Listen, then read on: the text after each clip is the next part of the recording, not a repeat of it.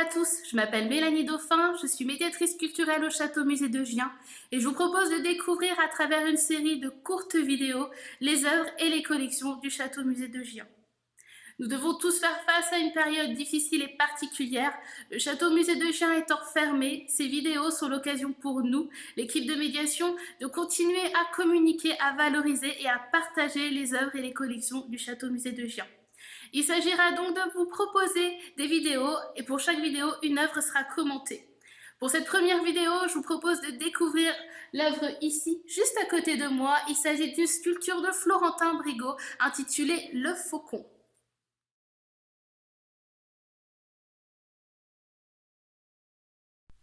Pourquoi avoir choisi cette œuvre, ce faucon de Florentin Brigot pour cette première vidéo? Tout simplement parce qu'elle est intimement liée à l'histoire du musée. C'est en 1952 que le musée de la chasse à tir et de la fauconnerie ouvre ses portes au château de Anne de Beaujeu à Gien.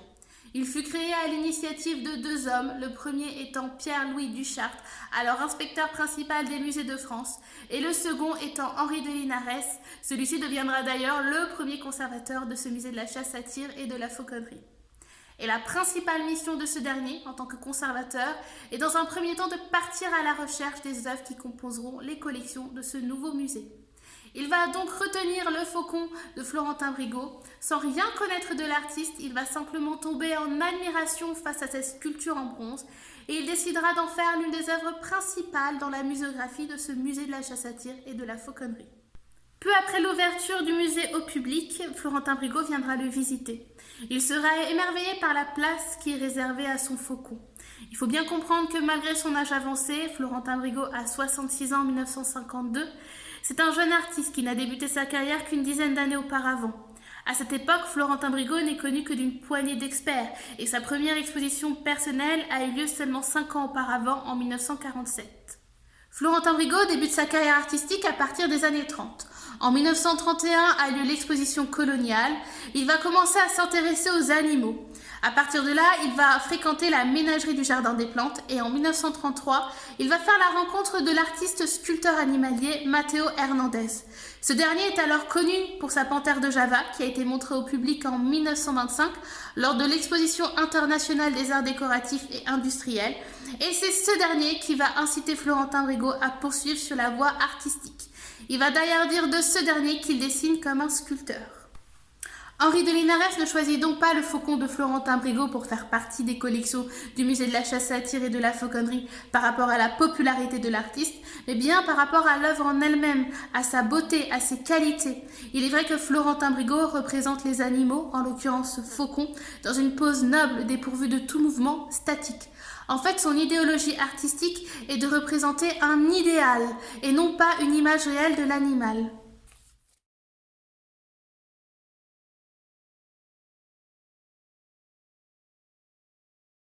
Les œuvres de Florentin Brigot ne sont pas sans rappeler celles de Matteo Hernandez ou encore de l'artiste français François Pompon, mais Florentin Brigot épure davantage les lignes et surtout son art n'est pas intuitif, il résulte d'un travail minutieux et d'études préalables. En fait, Florentin Brigot va s'attacher et s'intéresser à l'anatomie, au comportement et aux mœurs de l'animal. Ce travail minutieux lui permet donc de réaliser une sculpture qui est en fait une synthèse de ce travail d'étude. Et cela lui permet de simplifier au maximum les lignes et les formes. Florentin Brigot écrit dans une lettre adressée à Yves Maléco en 1950 « Je m'interdis de faire le portrait de l'animal que j'ai choisi. Mais au contraire, je m'efforce de représenter l'animal idéal tel que je l'imagine, et autant que possible dans une attitude noble. Je ne parle pas des animaux domestiques, dont la plupart sont embourgeoisés. » Ce faucon de Florentin Brigot, cette sculpture en bronze, témoigne de son idéologie artistique. On va retrouver bien entendu cette pose noble, sans mouvement. On va aussi avoir cette surface lisse et polie et surtout cette épuration des lignes. On va aussi retrouver ce travail minutieux au niveau de l'anatomie, puisque le faucon est bien proportionné.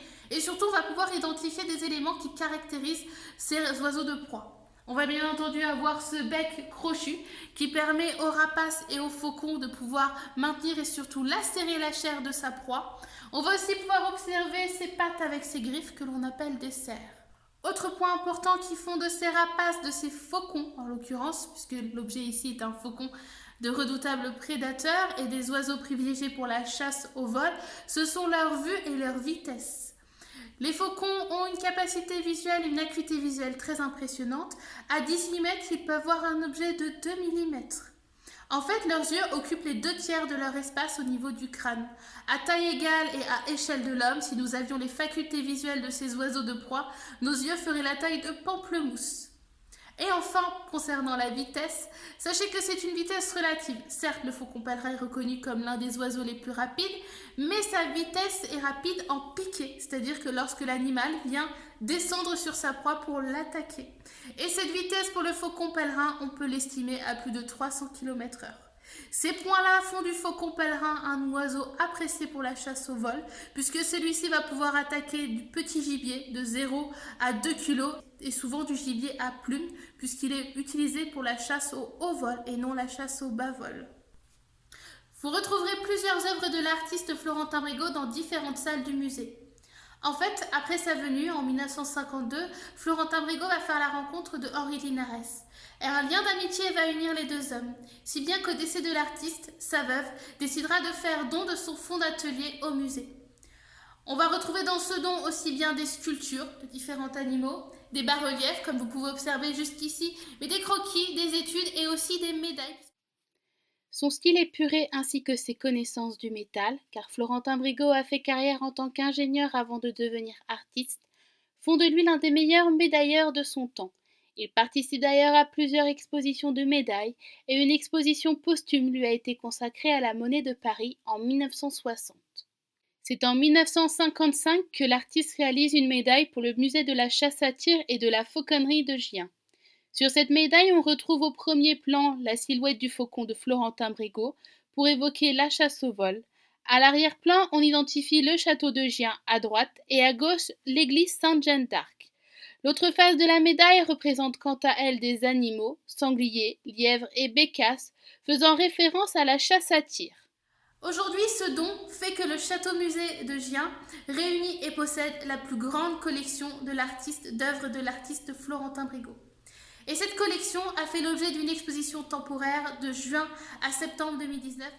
J'espère que cette explication et cette courte vidéo vous a plu. Je vous donne rendez-vous pour une prochaine vidéo. À bientôt!